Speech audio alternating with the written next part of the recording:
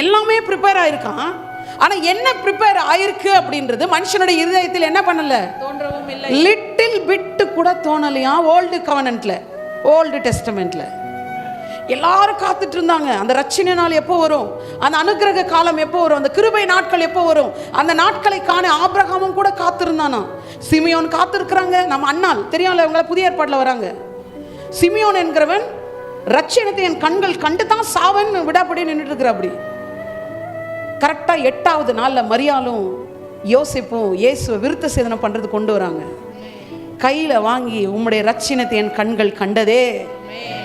அண்ணால் விதவையா இருந்து இரவும் பகலும் கர்த்தருடைய பிரசன்னத்தில் உபவாசம் பண்ணி கொண்டு ஜெபம் பண்ணி கொண்டிருந்த அவங்க எல்லாம் யாருக்கு காத்திருந்தாங்கன்னா, ஆயத்தம் பண்ணினதை பார்ப்பதற்கு காத்திருந்தார்கள்.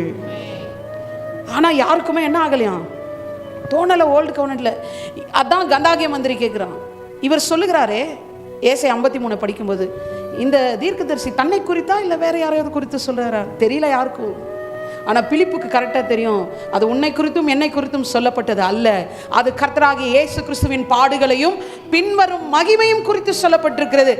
நான் கேட்குறேன் பிலிப்புக்கு, ஹவு டு நோ, ரகசியம், ஹவு டு நோ, எப்படி தெரியும் பிலிப்புக்கு? நம்ம ஆளுங்க நல்லா கவனிங்க, இயேசு 3ஆம் நாள் உயிர் தெழுவார்ன்றதே மறந்து எல்லாரும் பயந்துட்டு வீட்டை பூட்டு போட்டு உள்ள உட்காந்துருக்காங்க. அப்போ மனுஷனோட இருதயத்தில் அடுத்து என்ன நடக்க போகுது அல்லது நினைவு ரீகாலிங் கெப்பாசிட்டி நமக்கு கிடையாது. ரீகாலிங் கெப்பாசிட்டி என்ன நடக்கும் தெரியாது, ஆனால் பயந்து இருக்காங்க. நல்லா கவனிங்க, ஒரு பெரிய கிஃப்ட் என்ன தெரியுங்களா நமக்கு? பைபிள் என்ன சொல்லுதுன்னா, மனுஷனுடைய இதயத்தில் அவை தோன்றவும் இல்லை, நமக்கோ நல்ல கையை தட்ட வேணாமா? யாருக்குமே தோணல ஓல்டு கவர்னன்ட்ல. ஆனானப்பட்ட ஆபிரகாமுக்கு தோணல.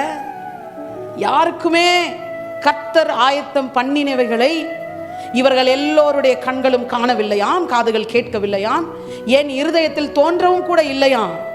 ஆனால் பவுல் சொல்லுகிறாள், நமக்கோ தேவன் அவைகளை தமது ஆவியினாலே வெளிப்படுத்தினார். நல்ல கரங்களை தட்டி இதை இன்ஹெரிட் பண்ணணும். நம்ம ஏதாவது ஒன்று நடக்கும், கரெக்டாக சொல்ல என்ன நடக்கும்?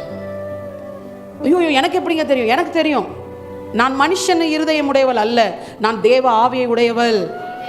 தேவ ஆவியை உடையவளா இருந்தா ஆயத்தம் பண்ணினதை என்ன சொல்லுங்க, வெளிப்படுத்தப்படுமா படாதா? வெளிப்படுத்தப்படும். அப்படித்தானே சொல்லுது. இருக்கீங்களா ஏங்க?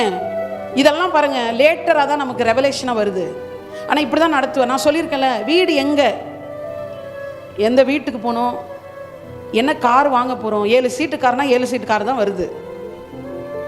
எல்லாமே ஆயத்தம் பண்ணினவைகளை இன் ட்ரீமோ, இன் விஷன்லையோ, சொப்பனத்திலோ, தரிசனத்திலோ அல்லது வேர்ட் ஆஃப் காட்லையோ எதுலையோ உனக்கு உனக்கு சொல்லுவார். என்ன ஜோதி வெளிப்படுத்துவார். என் பிள்ளை எப்படி இருப்பானோ தெரியல, அவன் ஆசீர்வாதமாக இருப்பான், அவன் அடையாளமாக இருப்பான், அதெல்லாம் தெரியுங்க.